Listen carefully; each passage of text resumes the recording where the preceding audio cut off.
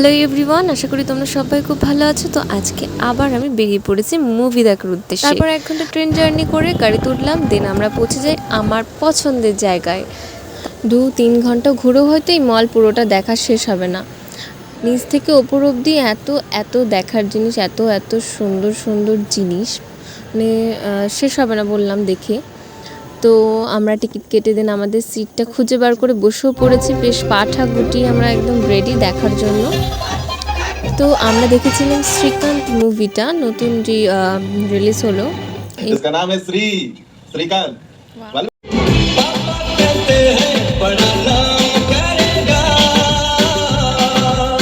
System कहता है कि मैं साइंस नहीं पढ़ सकता और साइंस कहता है everything is impossible until it's done.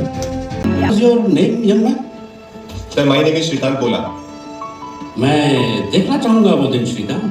You are very clear about your goal, and now even I can see you clearly in the future taking oath as the President of India. Best wishes, young man. Thank you sir.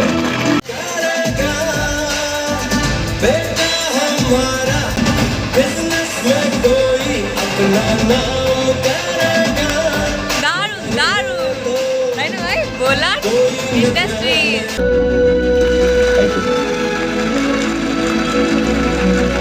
मैं अंधा हूं पर मैं देख सकता हूं सपने, और सपने में बहुत बड़े देखता हूं। মুভিটা পুরো আমার মন ছুঁয়ে গেছে। তারপর মুভি দেখা কমপ্লিট, আমরা বেরিয়ে পড়েছি।